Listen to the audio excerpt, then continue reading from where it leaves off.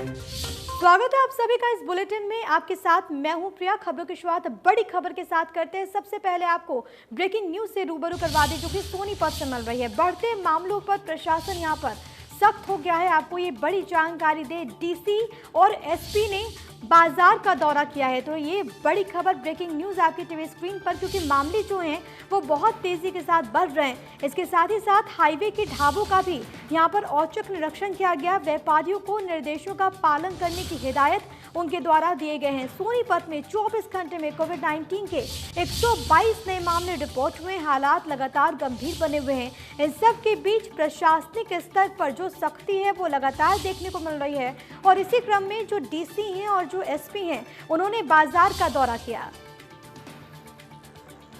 मामले लगातार बढ़ते हुए व्यापारियों को निर्देशों का पालन करने की हिदायत इस दौरान उनके द्वारा दिए गए हैं, डीसी और एसपी के द्वारा, क्योंकि कोविड-19 के जो मामले हैं वो सोनीपत में बहुत तेजी के साथ बढ़ रहे हैं। कोविड अपडेटेड खबरें आपको बता देते हैं कि ताज़ा परिस्थितियां वहां पर क्या कुछ है। आज कोरोना संक्रमित मरीजों का जो आंकड़ा है वो 4079 जा पहुंचा। जिले में पिछले 24 घंटे में कोविड-19 के एक साथ 122 नए मामले रिपोर्ट हुए हैं।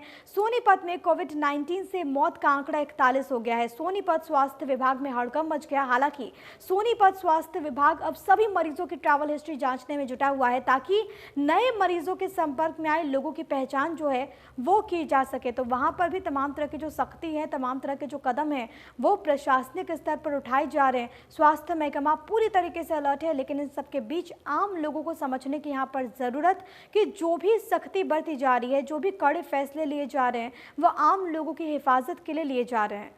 24 घंटे में जिले से 122 नए मामले रिपोर्ट हुए हैं।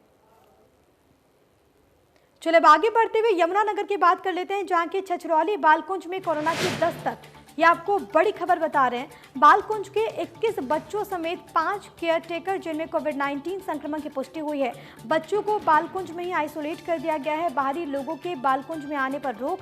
बालकुंज में अनाथ और बेसहारा बच्चों को रखा जाता है। तब हड़कंप मच गया जब यहाँ पर कई बच्चों में कोविड-19 संक्रमण की पुष्टि हुई है और कई केयर टेकर्स भी जो कि कोरोना की जद में। हालांकि एहतियात के तौर पर वहां पर इन तमाम बच्चों को आइसोलेट कर दिया गया है। छछरौली बालकुंज में कोरोना की घुसपैठ। 21 बच्चों समेत 5 केयर टेकर जो कि असंक्रमित बच्चों को बालकुंज में आइसोलेट कर दिया गया। इसके अलावा तमाम जो प्रोटोकॉल्स हैं उसकी पालना भी वहां पर हो रही है। एहतियात के तौर पर बाहरी लोगों के बालकुंज में आने पर सख्त पाबंदी, पूरी तरीके से रोक।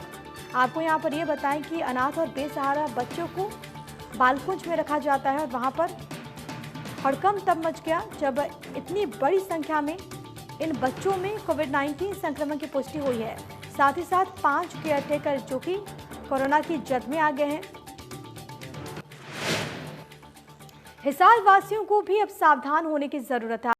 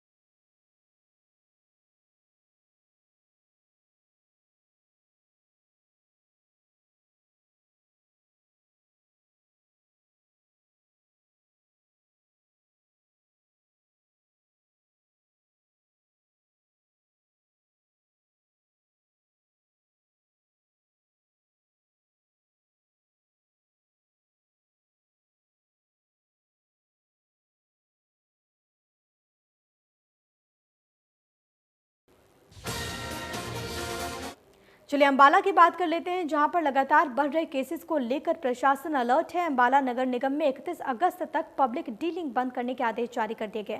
आपको यहां पर यह बताते चले कि नगर निगम अंबाला शहर में 15 से 16 लोग कोरोना संक्रमित पाए गए। इसके बाद नगर निगम के मुख्य गेट पर पब्लिक डीलिंग 31 अगस्त तक बंद करने के आदेश चिपका दिए गए।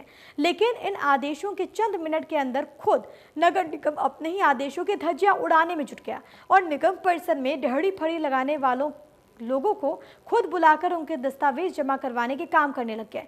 वहीं इस दौरान जहां पर सोशल डिस्टेंसिंग की धज्जियां उड़ती नजर आई, तो निगम में जहां इन लोगों को बुलाया गया था वहां पर रखे सैनिटाइजर पैनल से सैनिटाइजर भी गायब था।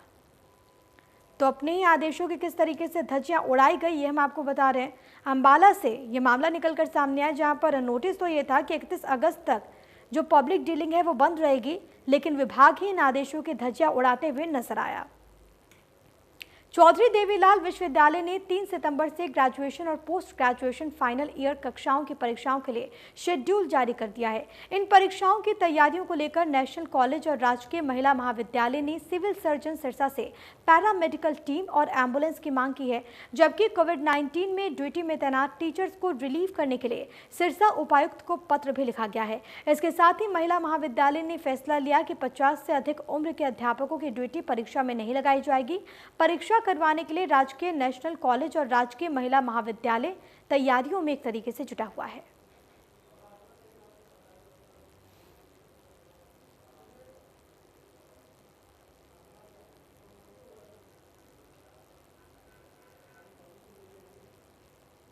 केंद्रीय राज्य मंत्री और फरीदाबाद से बीजेपी सांसद कृष्णपाल गुर्जर भी कोरोना पॉजिटिव मिले हैं। उन्होंने ट्वीट करके बकायदा अपने पॉजिटिव होने की जानकारी दी है। ट्वीट में केंद्रीय राज्य मंत्री ने लिखा कि स्वास्थ्य संबंधी दिक्कतों को गंभीरता से लेते हुए उन्होंने कोरोना टेस्ट करवाया था, उनकी रिपोर्ट पॉजिटिव आई है। अब डॉक्टर्स के परामर्श के बाद इलाज चलेगा। उन्होंने अपील की है कि जितने भी लोग उनके कॉन्टैक्ट में आए, संपर्क में आए, वो कोरोना को गंभीरता से लेते हुए अपना टेस्ट जरूर करा लें। इससे पहले करनाल से बीजेपी सांसद संजय भाटिया की रिपोर्ट भी पॉजिटिव आई थी। आपको ये बताएं कि हरियाणा के मुख्यमंत्री मनोहर लाल, स्पीकर ज्ञानचंद गुप्ता समेत 2 कैबिनेट मंत्री और कई विधायक कोरोना की चपेट में आकर संक्रमित हो चुके हैं। तो आपको हम उनका ट्वीट भी दिखा रहे हैं जिसमें उन्होंने इस बात की जानकारी दी है। और इस बीच एक बड़ी खबर मिल रही है, आपको इससे रूबरू करवा देते हैं। रादौर से कांग्रेस विधायक को जान से मारने की धमकी दी गई है। विधायक बिशन लाल सैनी को फोन पर यह धमकी मिली। गांव के एक शख्स पर धमकी देने का आरोप लगा है। विधायक की शिकायत पर पुलिस ने मुकदमा दर्ज कर लिया है। बड़ी बात यह निकलकर सामने आई कि अभी तक इस पूरे प्रकरण में किसी की भी गिरफ्तारी नहीं हुई है। रादौर से बड़ी खबर, जहाँ पर एक जनप्रतिनिधि को जान से मारने की धमकी दी गई है। वहां पर एक शख्स ने, गांव के रहने वाला ये शख्स बताया जा रहा है, जिस पर आरोप है, उसने विधायक को फोन किया और कॉल पर ही उसने जान से मारने की धमकी दी। साथ ही साथ गाली गलौज भी उसने विधायक के साथ की। देखिए, ऐसा है, जो भी मामला है वो सारी बातचीत मैंने पंचायत को दे दी है। इलाके के मौजूद जो आदमी हैं यहाँ के हल्का रादौर के, जिन्होंने मुझे चुन करके यहाँ भेजा, और जो मेरे नज़दीकी साथी हैं, मौजूद हैं, पंचायती हैं, उनको मैंने ये मामला दे दिया। वही इसके बारे में जो भी कार्रवाई करेंगे वही करेंगे। वो इसमें कोई आगे फर्दर कोई कार्रवाई करवाना चाहते हैं या उसको एक प्रकार से कोई फैसला करके कोई माफ़ीनामा उससे लेना चाहते हैं, वो पंचायत ही करेगी। मैं इसमें कुछ नहीं कहना चाहता। देखिए, ऐसा है, जो भी मामला है,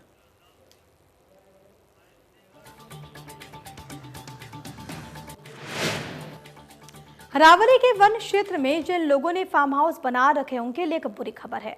6 महीने के अंदर उनके फार्म हाउस पर बुलडोजर चलने वाला है। एनजीटी ने फार्म हाउस तोड़ने के आदेश दे दिए। आपको यहां पर ये बताते चले कि रावली के बड़े हिस्से में सैकड़ों फार्म हाउस बने हुए हैं और अब जल्द ही इन्हें तोड़ दिया जाएगा।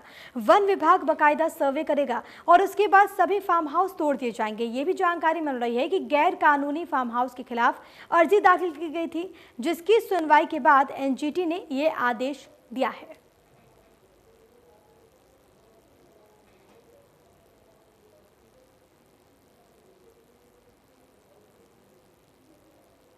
तो वन क्षेत्र में बने फार्म हाउस तोड़ने के आदेश यहां पर दे दिए गए हैं।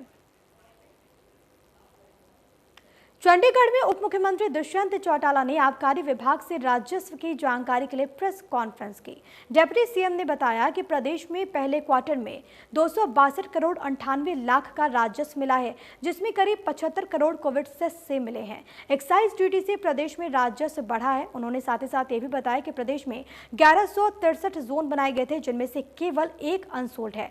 वहीं उन्होंने ये कहा कि 3599 रिटेल फीस वैट से विभाग को मिला है। जिसमें 75 करोड़ 80 लाख कोविड सेस है। उन्होंने विधानसभा के एक दिवसीय सेशन को सोशल डिस्टेंस से कवर करने के बाद लिए मीडिया कर्मियों का धन्यवाद किया। साथ ही साथ उन्होंने ये भी कहा कि स्पीकर की मंजूरी के बाद फिर से सेशन बुलाया जाएगा।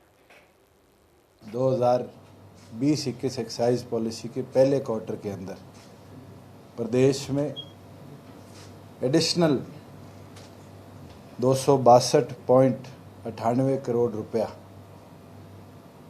ड्यूटी के तौर पर हमने कलेक्ट करने का काम किया है, जिसके अंदर 74.80 करोड़ रुपया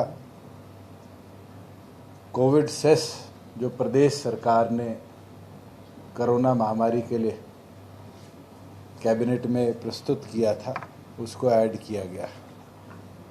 पहली बार है कि जो एडिशनल एक्साइज ड्यूटी होती है, जो एडिशनल सेल होती है अलॉटेड कोटे से, उसके अंदर भी पिछले वर्षों के मुताबिक अगर मैं 16-17 की बात करूं तो 2 करोड़ 88 लाख, 17-18 की बात करूं 3 करोड़ 1 लाख, 18-19 की बात करूं तो 1 करोड़ 30 लाख, पिछले वर्ष की बात करूं तो केवल मात्र 1 लाख, और इस बार 27.33 करोड़ रुपया एडिशनल एक्साइज ड्यूटी के तौर पर प्रदेश के अंदर आया है। जहां हमारी पॉलिसी का क्लॉज 12.2 का पार्ट था कि टेम्पर प्रूफ फ्लो मीटर लगा जाएगा, इसके अंदर जो ईएनए की क्वालिटी है उसको मॉनिटर भी किया जाएगा और लीकेजेज रोकी जाएगी। 1 महीने के अंदर अंदर प्रदेश के तमाम हम डिस्टिलरीज को कनेक्ट कर पाएंगे और उनकी क्वालिटी को मॉनिटर कर पाएंगे। प्रदेश सरकार ने मैंडेटरी कर दिया है कि जितने भी व्हीकल, चाहे वो डिस्टिलरी से, बॉटलिंग प्लांट से निकले या फिर L1 L13 से वेंट्स की ओर जाएंगे, उनके अंदर तमाम व्हीकल में जीपीएस मैंडेटरी है। पहले ऑडिटिंग चला करती थी, अब हमने स्पेशल डायरेक्शन दी है कि एक्साइज के अंदर स्पेशल ऑडिट हर महीने का एक स्पेशल टीम ऑडिट की बनाकर, जिसके अंदर चीफ अकाउंट अफसर, सेक्शन अफसर ये ऑडिट भी करेंगे और इसकी कंप्लायंस रिपोर्ट को भी मंथली तौर पर हमें देने का काम करेंगे। हिप्पा के अंदर भी हमने कल एक नए अधिकारी को पोस्ट किया है और इसी उद्देश्य के साथ किया है कि बेटर ट्रेनिंग जो हमारे एम्प्लॉयज़ हैं, ख़ास तौर पर जो इन्फोर्समेंट का काम करते हैं, उनकी हम करा पाए। हरियाणा सरकार ने 8 ऐसे स्कूलों को दोबारा खोलने का आदेश दे दिया है जो कि कम बच्चों की वजह से बंद किए गए थे। आपको ये बताते हैं कि वो कौन से 8 प्राइमरी स्कूल हैं जिन्हें दोबारा खोल दिया गया है। ये आपको ग्राफिक्स के जरिए हम आपको बता रहे हैं। प्राइमरी स्कूल जमाल माजरा अम्बाला, ये स्कूल दोबारा खोलेंगे, ये वो चंद नाम है। प्राइमरी स्कूल छोटी डासौर अम्बाला, इन्हें भी खोलने के आदेश दे दिए गए हैं। प्राइमरी स्कूल आलमपुर भिवानी, इन स्कूल्स को खोला जाएगा। साथ ही साथ आपको ये बताते चले कि प्राइमरी स्कूल गुरसल हिसार, इसको भी खोलने के निर्देश दिए गए हैं। Primary school Fren Khurd Jind, graphics के जरिए आपको बता रहे हैं। इसके अलावा प्राइमरी स्कूल सुजापुर नारनौल का भी नाम इसमें शामिल है, जो स्कूल जो हैं वो दोबारा खुलेंगे। प्राइमरी स्कूल सिकंदरा यमुनानगर, इस स्कूल को भी दोबारा खोलने का फैसला लिया गया है। दरअसल कम बच्चों के होने की वजह से इन स्कूल्स को बंद किया गया था, लेकिन अब ये फैसला लिया गया है कि तमाम स्कूलों को एक बार फिर से खोला जाएगा। हालांकि अभी देखना बहुत ज़्यादा महत्वपूर्ण होगा कि आगे किस दिशा में सरकार बढ़ती है, लेकिन अभी जो जानकारी निकलकर सामने आ रही है वो ये कि इन तमाम स्कूलों को जिन्हें कम बच्चे होने की वजह से बंद किया गया था, उसे एक बार फिर से दोबारा खोल दिया जाएगा। और इस बीच पंचकुला से एक बड़ी खबर मिल रही है, आपको इससे रूबरू करवा देते हैं। आपकी टीवी स्क्रीन पर ये बड़ी जानकारी आपको दे रहे हैं।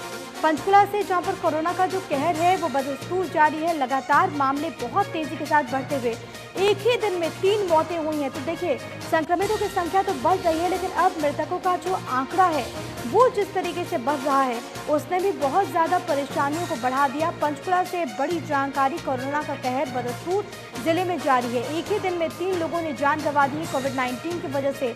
पंचकुला से आज 80 नए मामले रिपोर्ट हुए हैं। हरियाणा मिनी सचिवालय के 21 कर्मचारी भी संक्रमित मिले, जिसके बाद हड़कंप मच गया। अभी आपको बताएं कि कोरोना से 15 लोगों की मौत हो चुकी है। जिले भर का ये आंकड़ा है। पंचकुला में मामले बहुत तेजी के साथ बढ़ते हुए तो अब मृतकों की संख्या जो है वो भी बहुत तेजी के साथ बढ़ रही है और ऐसे में लोगों को और भी ज़्यादा सजग रहने की ज़रूरत है, क्योंकि कोविड-19 बहुत तेजी के साथ अपने पांव पसारता हुआ हरियाणा मिनी सचिवालय के 21 कर्मचारी जिनकी रिपोर्ट जो है वो पॉजिटिव आई, हड़कंप मच गया। जितने नए मामले रिपोर्ट हो रहे हैं उन तमाम लोगों को अलग करने का काम वहां पर बदस्तूर जारी है। साथ ही साथ आम लोगों से लगातार ये अपील की जा रही है कि लोग तमाम प्रिकॉशंस लें, सावधानी बरतें ताकि जो परिस्थितियां हैं वो बदले। खबरों में आगे बढ़ेंगे, लेकिन उससे पहले एक नजर हेडलाइंस पे। प्रस्तुत करता है हेम पुष्पा। इम्यूनिटी बढ़ाए, स्वस्थ बनाए, महिलाओं की नंबर 1 आयुर्वेदिक औषधि वेट्रॉनिक। एक्साइज विभाग में घोटाले के आरोप पर दुष्यंत का जवाब, कहा हमारी सख्ती से कई लोग दुखी, अगर घोटाला हुआ तो रेवेन्यू में कैसे हो गई बढ़ोतरी। कोविड सेस से वसूले गए 75 करोड़ रुपए।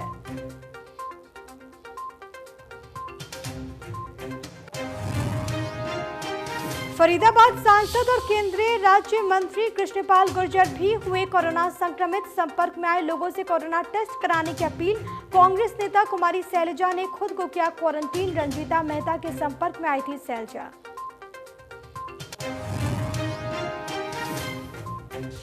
सोनीपत में 24 घंटे में मिले कोरोना के 122 नए मामले, करनाल में 65 और सिरसा में 27 नए मरीजों की पुष्टि। जगाधरी बालकुंज के 21 बच्चे संक्रमित, फरीदाबाद HSVP कार्यालय के 1 दर्जन कर्मचारी चपेट में। 6 महीने के अंदर तोड़ दिए जाएंगे अरावली के वन क्षेत्र में बने सैकड़ों फार्म हाउस। गैर कानूनी फार्म हाउस के खिलाफ अर्जी पर NGT ने दिया आदेश, वन विभाग करेगा सर्वे।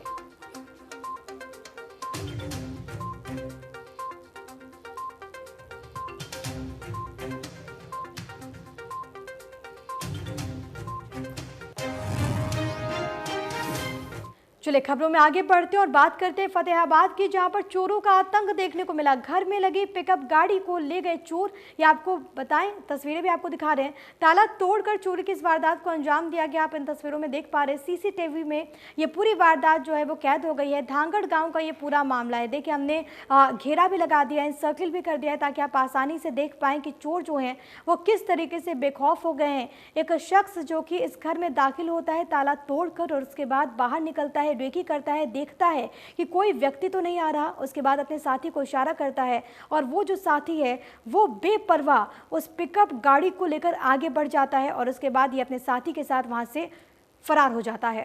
ताला तोड़कर चोरी की वारदात को अंजाम दिया गया है। फरीदाबाद में एक परिवार मामूली विवाद में पालतू कुत्ते से कटवाने का आरोप उस पर लगा है। सैनिक कॉलोनी का ये पूरा मामला है, जहां पर फर्स्ट फ्लोर वालों का सेकंड फ्लोर वालों से विवाद हो गया। फर्स्ट फ्लोर वाले ने कुत्ता पाला हुआ है और विवाद के बीच उन्होंने सेकंड फ्लोर पर रहने वाली पूनम वर्मा को कुत्ते से कटवा दिया। कुत्ते से कटवाने का वीडियो भी बाकायदा वायरल हुआ है, जिसके बाद पुलिस ने परिवार के 3 लोगों के खिलाफ मुकदमा दर्ज किया। हालांकि कुछ देर के बाद एक नया वीडियो भी सामने आ गया, जिसमें फर्स्ट फ्लोर वाले गुंडागर्दी करते हुए नजर आते हैं। फर्स्ट फ्लोर वालों ने ग्राउंड फ्लोर वालों के घर के बाहर लगी स्कूटी और गमले को तोड़ दिया, जो कि वीडियो में साफ तौर पर देखा जा रहा है।